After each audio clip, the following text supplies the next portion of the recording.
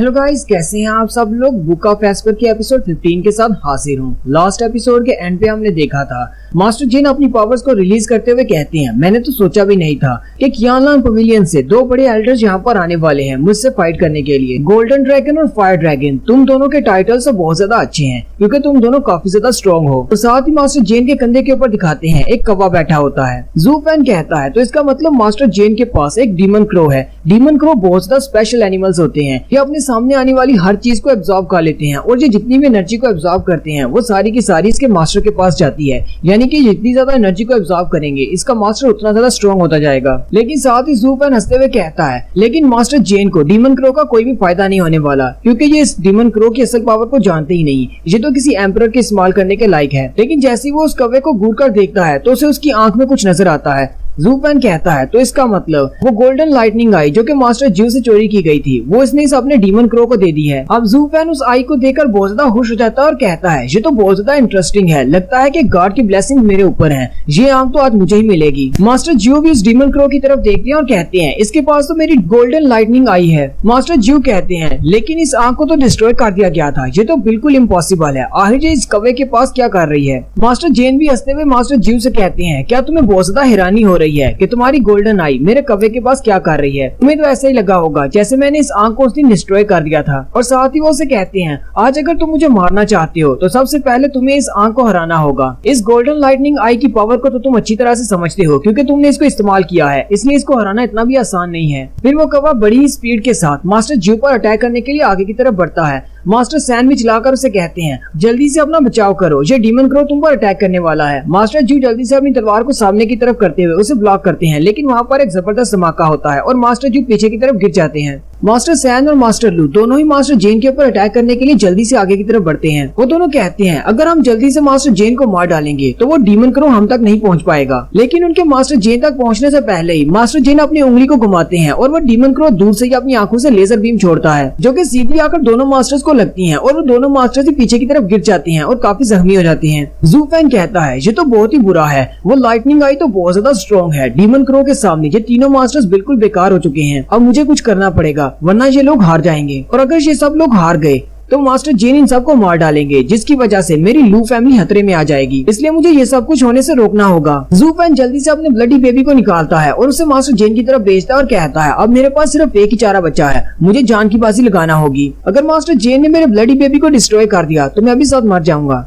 Master जेन अपने कौवे से लाड करते हुए कहते हैं ये कौवा तो बहुत ज्यादा काम का है और बहुत ज्यादा स्ट्रॉन्ग भी है, इस कौवे की मदद से मैं तीनों मास्टर्स के साथ एक साथ फाइट कर सकता हूँ, अब तो मुझे किसी का भी डर नहीं रहा। वो तीनों मास्टर्स फिर से इकट्ठे हो जाते हैं और उसे कहते हैं तुम्हें क्या लगता है कि तुम्हारे पास आई ऑफ गॉड है तो तुम हमसे जीत सकते हो। मास्टर सैन उसे कहते हैं लगता है कि तुम अपने आप को भूल चुके हो कि तुम हमारे जितने ही पावरफुल हो, ये डीमन क्रो हमारा कुछ भी नहीं बिगाड़ सकता। और साथ ही वो आगे बढ़ते हैं और उनकी स्किन भी गोल्डन कलर की हो जाती है क्योंकि उनका नाम गोल्डन ड्रैगन है। वो बाकी के दोनों मास्टर से कहते हैं तुम दोनों पीछे रहो, मैं अपनी स्पेशल टेक्निक यूज करने वाला हूँ। वो अपनी स्पेशल टेक्निक को यूज करते हुए एक बड़ा सा ड्रैगन बना लेते हैं। एक तरफ से मास्टर का बड़ा सा ड्रैगन आगे की तरफ बढ़ता है जबकि दूसरी तरफ से डीमन क्रो आगे की तरफ बढ़ता है। वो दोनों आपस में टकराने वाले होते हैं। मास्टर जेन भी देखकर हैरान हो जाते हैं और कहते हैं मास्टर सैन तो बहुत ज्यादा स्ट्रॉन्ग है, मुझे नहीं लगा था कि मास्टर सैन के पास इतनी ज्यादा पावर होगी, अगर ऐसे ही चलता रहा तो मेरा डीमन क्रो हार जाएगा। मास्टर जेन अपने साथ वाले साथियों से कहते हैं सब लोग मिलकर अटैक करो और वो सारे अपनी मैजिकल पावर्स को यूज करते हुए बड़ी बड़ी चेन्स बना लेते हैं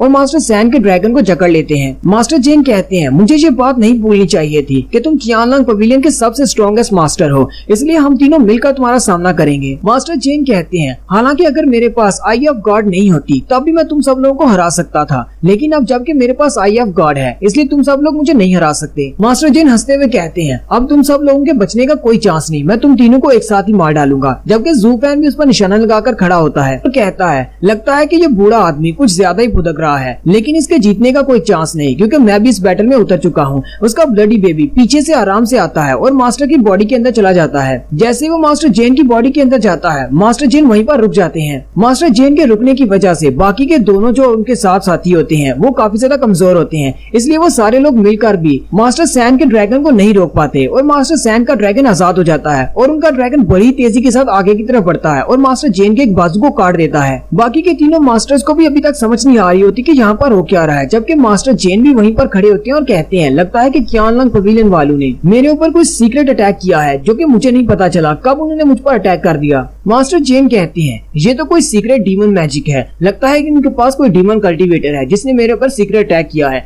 लेकिन वो काफी ज्यादा स्ट्रॉन्ग है, मुझे नहीं लगता कि मैं उसको हैंडल कर पाऊंगा। फिर मास्टर जेन अपने साथियों से कहते हैं चलो जल्दी से यहाँ से वापस चलते हैं और वापस की तरफ मुड़ पड़ते हैं। वो तीनों मास्टर्स भी उनका पीछा करते हैं। ज़ू फैन जल्दी से अपने ब्लडी बेबी को उसकी बॉडी से बाहर निकाल लेता है और कहता है ये लोग तो आपस में एक दूसरे से बहुत ज्यादा नफरत करते हैं, इन्हें अपने मसले को खुद ही सुलझाने दो, अब मैं यहाँ पर इससे ज्यादा और कुछ नहीं कर सकता। ज़ू फैन कहता है उस कौवे के पास जो लाइटनिंग आई है वो मुझे लाजमी तौर पर चाहिए, क्योंकि इस दुनिया में ऐसी ज्यादा चीजें नहीं है जो कि इस डीमन एम्परर को अट्रैक्ट कर सकें, इसलिए वो आई मुझे चाहिए चाहिए। ज़ू फैन कहता है चलो मेरी शुरुआत तो अच्छी हो गई, अब वापस चल के लू फैमिली को प्रोटेक्ट करता हूँ, क्योंकि वहाँ पर यांगमिंग आने वाला है लू फैमिली को नुकसान पहुँचाने के लिए। जबकि लू फैमिली की रेजिडेंस वाला सीन दिखाते हैं जहाँ पर यांगमिंग योमिंग के बंधु के साथ वहाँ पर आता है, जबकि रास्ते में उसे लॉन्ग जी और लॉन्ग नुई रोक लेते हैं, वो उन सब पर अटैक कर देते हैं। लॉन्ग नुई भी उन पर अटैक करती है और उनका रास्ता पीछे से ब्लॉक कर देते हैं और उनको सेंटर में फंसा लेते हैं। वो सारे बहुत ज्यादा हैरान हो जाते हैं और कहते हैं ये लोग तो यहाँ पर पहले से तैयारी करके बैठे हुए हैं, जैसे इन्हें पहले से पता था कि हम लोग यहाँ पर अटैक करने के लिए आने वाले हैं।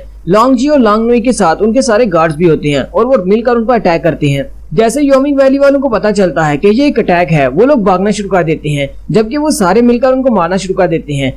ज़ू फैन भी वहीं छत पर खड़ा देख रहा होता है और कहता है लगता है कि ये लोग अपना काम बहुत ही अच्छे से कर रहे हैं। फिर ज़ू फैन अपने लू फैमिली के रेजिडेंस की तरफ देखता है तो यांगमिंग अपने साथियों के साथ उस तरफ आ रहा होता है लू फैमिली को बर्बाद करने के लिए। यांगमिंग आते ही रेजिडेंस के बाहर वाले दरवाजे को किक मारकर तोड़ देता है और कहता है जल्दी से अपनी मार्शल आर्ट्स हमारे हवाले कर दो, वरना तुम में से कोई भी जिंदा नहीं बचेगा। जबकि अंदर कोई भी नहीं होता। ज़ू फैन ऊपर से नीचे उतरता है और कहता है बस यहीं पर रुक जाओ, इससे आगे तुम लोग नहीं जा सकते क्योंकि तुम लोग यहीं पर मरने वाले हो। ज़ू फैन उसे कहता है तुम कौन हो, क्या तुम लू फैमिली से हो? ज़ू फैन उसे कहता है हाँ मैं लू फैमिली से हूँ, मेरा नाम ज़ू फैन है और मैं लू फैमिली का बटलर हूँ। यांगमिंग ज़ू फैन से कहता है वैसे तो मैं तुम्हें अभी मारना नहीं चाहता था, लेकिन अब तुम हमारे सामने आ चुके हो तो सबसे पहले तुम्हें मारते हैं। वो अपने साथियों से कहता है जल्दी से आगे बढ़ो और इसे मार डालो। उसका एक साथी जल्दी से आगे बढ़ता है और ज़ू फैन पर जैसे ही अटैक करने लगता है ज़ू फैन उसके चेहरे पर अपना हाथ मारते हुए उसे जमीन पर पटक देता है और बाकी साहब से कहता है तुम्हें क्या लगता है इस तरह के कमजोर से सोल्जर्स को आगे बेचकर तुम मुझे मार सकते हो? यांगमिंग कहता है ये तो एक डीमन कल्टीवेटर है।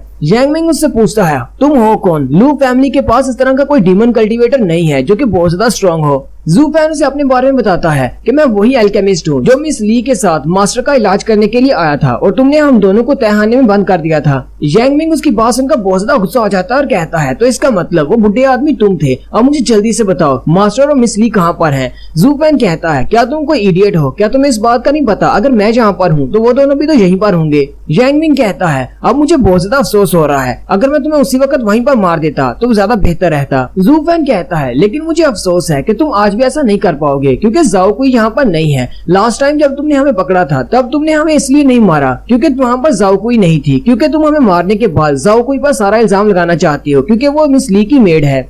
ज़ू फैन साथ ही अपनी पावर्स को रिलीज करता है। यांगमिंग उसकी तरफ देखकर बहुत ज्यादा घबरा जाता है और कहता है ये तो बहुत ज्यादा डेंजरस है, मास्टर जेन से भी ज्यादा डेंजरस, इसका किलिंग इंटेंट तो मास्टर जेन से भी ज्यादा है। यांगमिंग अपनी फुल स्ट्रेंथ को रिलीज करते हुए अपनी इलेक्ट्रिक स्किल को यूज करता है और ज़ू फैन पर अटैक करने के लिए आगे बढ़ता है। ज़ू फैन उसे कहता है क्या हुआ, अब तुम मुझसे इतना ज्यादा डर गई हो कि अपनी फुल स्ट्रेंथ को यूज करते हुए मुझसे फाइट करना चाहते हो, हालांकि मैं तो सिर्फ एक बच्चा हूँ। यांगमिंग उसे कहता है तुम्हें बहुत ज्यादा होशियार बनने की जरूरत नहीं, मैं यूक्वान से ज्यादा स्ट्रॉन्ग हूँ जिसे तुमने मारा था और तुम मुझे आसानी से नहीं हरा पाओगे। लेकिन जैसे ही वो उसके करीब पहुंचता है ज़ू फैन के इर्द गिर्द एक शील्ड होती है जिस शील्ड से वो टकराकर पीछे गिर जाता है। यांगमिंग गिरने के बाद ज़ू फैन से कहता है ये क्या था, तुमने अपने इर्द गिर्द एक शील्ड बनाई हुई है। ज़ू फैन कहता है हाँ ये बात तुमने बिल्कुल ठीक कही, तुम यूक्वान से ज्यादा स्ट्रॉन्ग हो लेकिन मेरे सामने तो तुम बिल्कुल एक कीड़े मकोड़े की तरह हो, क्योंकि मैं भी अब पहले जैसा नहीं रहा, मैं पहले से बहुत ज्यादा स्ट्रॉन्ग हो चुका हूँ। मेरे सामने तुम एक कचरे से ज्यादा कुछ भी नहीं और तुम्हारे जैसे कचरे के लिए सिर्फ मौत है। और साथ ही ज़ू फैन अपनी एक फॉर्मेशन में से एक बड़ा सा गोल्डन ड्रैगन निकालता है और जैसे इस पर अटैक करने लगता है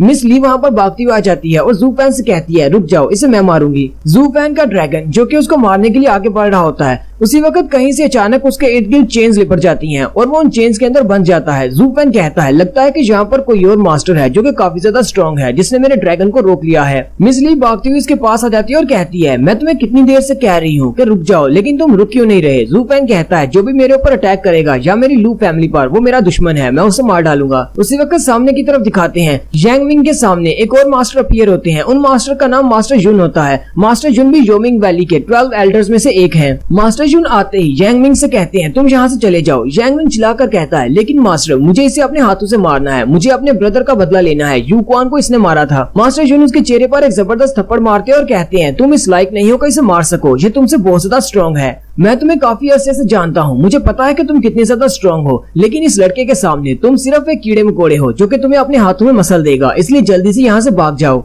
मास्टर जुन जू फैन से कहते हैं मैं तुम्हें एक चांस देता हूँ, अगर तुम हमारी योमिंग वैली के साथ हाथ मिला लेते हो तो हम अपनी सारी पुरानी बातों को भूल जाएंगे। जू फैन उनकी बात सुनने के बाद हंसना शुरू कर देता है और कहता है मास्टर जुन आपको क्या लगता है कि आप मुझसे फाइट करने के लायक हैं? क्या आपको लगता है कि आप इतने स्ट्रॉन्ग हैं कि मुझे हरा सकते हैं? और यहीं पर हमारी एपिसोड 15 का एंड होता है। एक्सप्लेनेशन अच्छी लगी हो तो कमेंट करके जरूर बताएं। चैनल को सब्सक्राइब कर दें, वीडियो को लाइक और शेयर कर दें। शुक्रिया।